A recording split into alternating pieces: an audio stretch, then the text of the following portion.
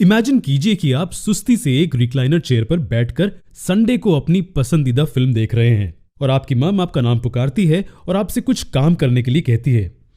आप सोचिए कि आपके लिए कितना मुश्किल होगा उठकर ये काम करना।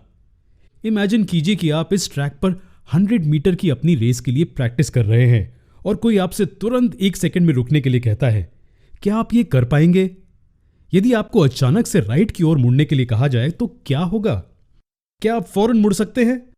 दोनों ही सवालों का जवाब नहीं है। जी हां, आप रुक सकते हैं लेकिन धीरे धीरे। आप मुड़ भी सकते हैं लेकिन तेजी से नहीं। और यही कहानी हर एक ऑब्जेक्ट के साथ होती है।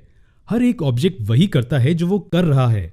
अगर वो रेस्ट कर रहा होगा तो वो रेस्ट ही करेगा, और अगर वो मोशन में है तो वो मोशन में ही रहेगा।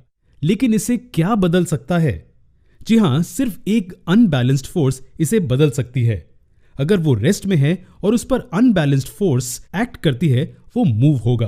अगर वो कांस्टेंट मोशन में है और उस पर अनबैलेंस्ड फोर्स एक्ट करती है, या तो वो एक्सेलरेट करेगा या डायरेक्शन बदलेगा।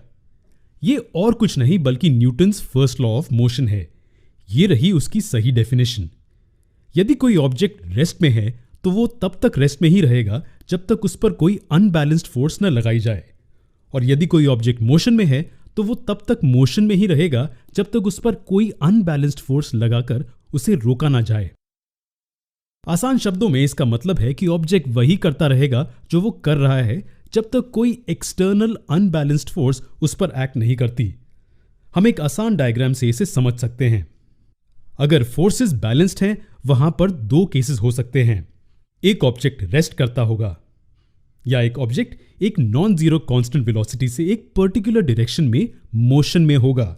सिर्फ ये 2 केसेस हो सकते हैं जब फोर्सेस बैलेंस्ड होती हैं। फर्स्ट केस में ऑब्जेक्ट रेस्ट में ही बना रहेगा, और सेकंड केस में ऑब्जेक्ट मोशन में ही बना रहेगा, उसी वेलोसिटी से और उसी डायरेक्शन में। याद रखिए, ये दोनों केसेस तभी सही होंगे जब फोर्सेस बैलेंस्ड होंगी। अगली वीडियो में हम फर्स्ट लॉ ऑफ मोशन के कुछ एप्लीकेशंस देखेंगे।